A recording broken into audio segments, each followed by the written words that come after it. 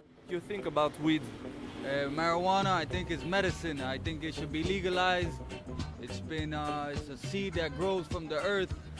You plant it, you water it, give it some sunlight, and it grows. I don't know why they should legalize something that helps humanity. It's the healing of all nations. It brings people together. Je suis de ceux qui la légalise déjà, cha, cha, la la la la, wa. Je promotionne pas mais tu sais déjà, cha, cha, la la la la, wa. Ganjaman depuis longtemps déjà, cha. En Lyon, le cannabis pousse à tout bout de champ, légalement. Rémi Morisot en cultive depuis 4 ans. Cette variété de cannabis sativa L est l'une des 16 autorisées en France. Aussi appelée chanvre industrielle, cette plante n'a aucun effet stupéfiant. La semence de chanvre, elle est génétiquement modifiée, donc pour avoir un taux de THC quasi nul, et également modifiée pour avoir le résultat qu'on veut, c'est-à-dire un rendement en paille et grain élevé. Ouais, parce que c'est ce qu'on cherche. C'est ce qu'on cherche à produire, de la paille et du grain. Et la vente de fleurs et de feuilles est interdite? Interdite complètement, oui. Le chanvre est une culture économe en eau et bénéfique pour les sols. Elle représente aujourd'hui 20% des surfaces cultivées par Rémi et son père. Mais la législation est contraignante. Des semenciers aux transformateurs, toute la filière est très surveillée.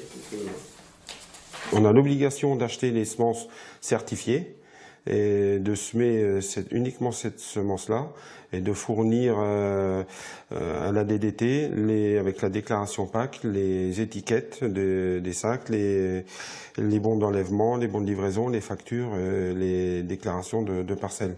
Tout est déclaré à la DDT. Une culture encadrée par l'État mais rémunératrice.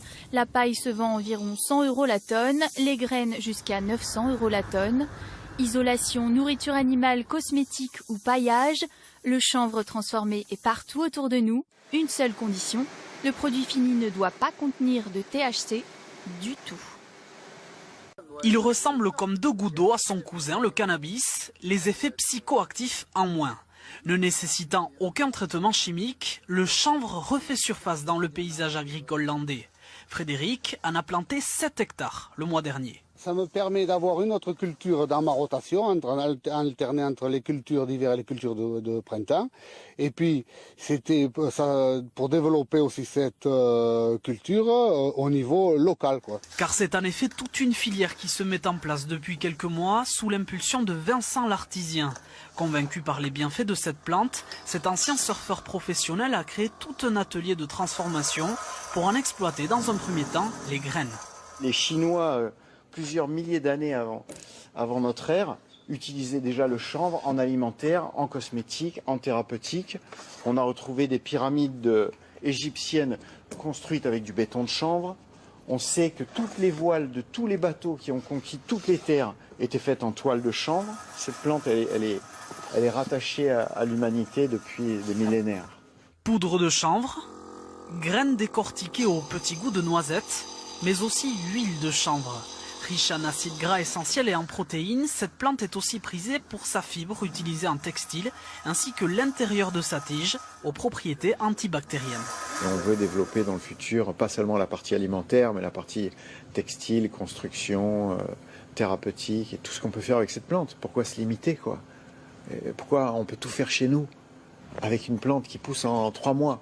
On essaye de remettre les choses avec du sens, quoi.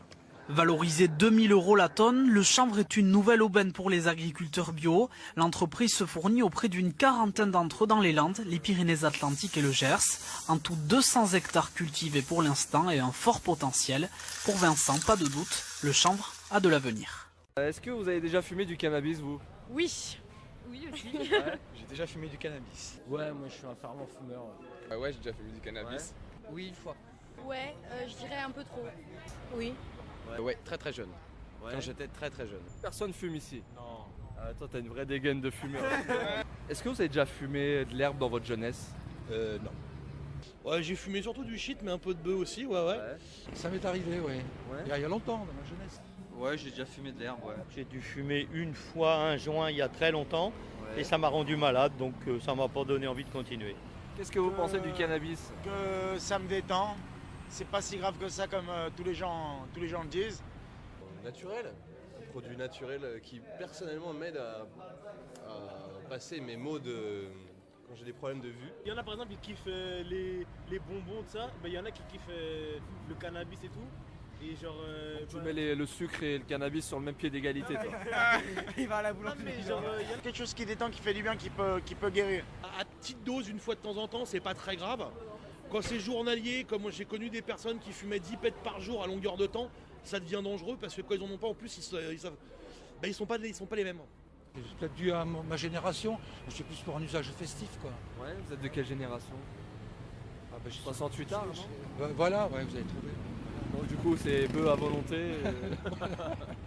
Vous fumez régulièrement ou Régulièrement, c'est-à-dire je sais pas, tous les jours, ou est-ce que c'est juste en soirée plus en soirée. Ouais. Et oui, régulièrement. Tous les jours, un joint par jour. En soirée, en soirée avec des potes, pas toute seule quoi, jamais toute seule. Ouais. Tu préfères le shit ou l'herbe? L'herbe. Allez, pourquoi?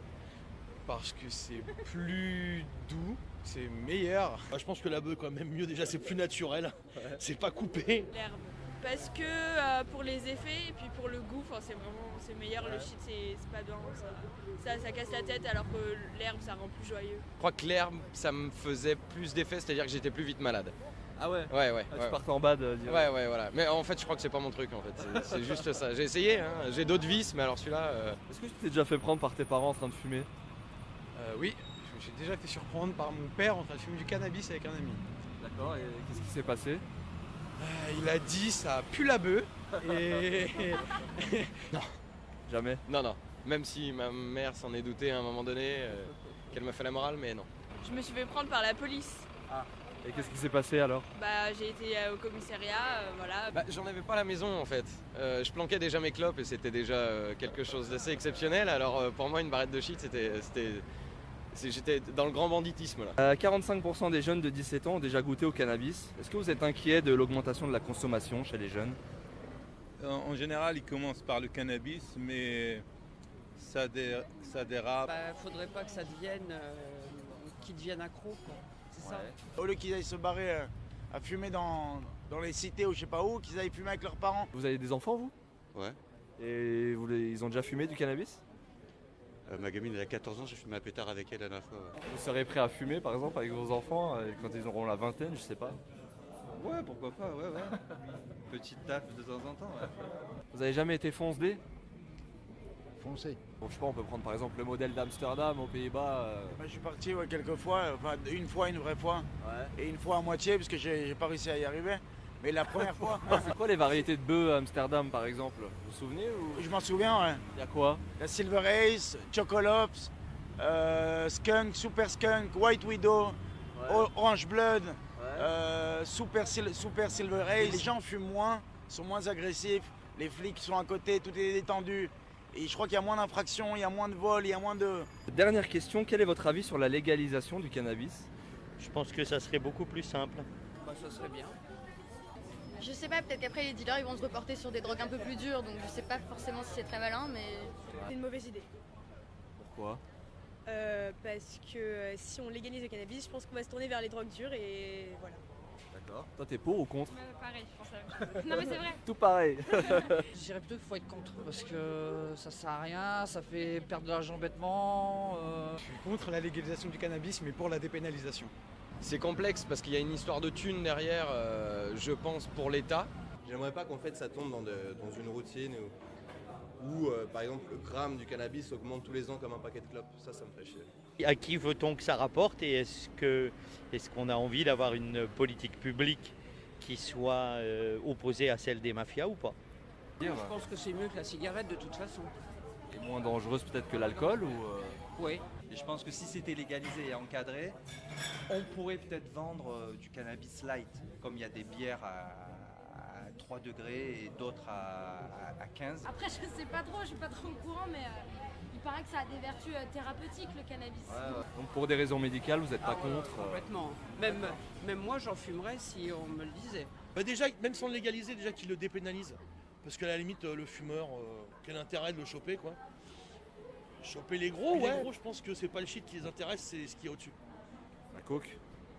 Coke, héros et compagnie. Mais de toute façon, c'est des gens que tu croises en costume cravate et plein de fric Et c'est pas le petit voyou du coin qui va vendre ses petites barrettes de shit. Hein. Les gros dealers, ils sont très haut placés. Peut-être pas dans le gouvernement, mais c'est des gens qui ont de l'argent et qui sont très hauts dans la société.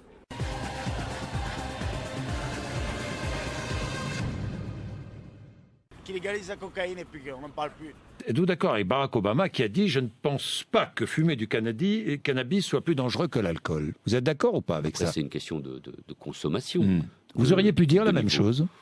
Je ne sais, franchement. Je ne suis pas sûr que je l'aurais pris par la dénégation. J'aurais dit fumer du cannabis. Il m'est arrivé de fumer du cannabis, a expliqué Obama, dans ma jeunesse. Je ne recommande pas évidemment de fumer du cannabis, mais à mon sens, ce n'est pas plus dangereux que l'alcool. Non, c'est dangereux. C'est dangereux, et notamment quand c'est pris à haute dose par des individus. Mais je pense notamment... Vous avez fumé du cannabis ou déjà? Non, jamais. Il peut m'arriver d'avoir fumé peut-être une fois, mais attention. Oui. Mais tout mot d'un responsable public, président des États-Unis, un modeste ministre de l'Intérieur en France, agit sur les jeunes. Moi, je suis favorable, et je reste toujours favorable, à l'interdiction du cannabis. Ce n'est pas un sujet de polémique, ou en tout cas, ce ne devrait pas être un sujet de polémique. C'est un enjeu de santé publique. En tout cas, ce ne devrait pas être un sujet de polémique. C'est un enjeu de santé publique. Et cet enjeu de santé publique, il justifie que le gouvernement réaffirme avec force, de manière régulière, son refus de toute banalisation du cannabis et de la consommation de cannabis.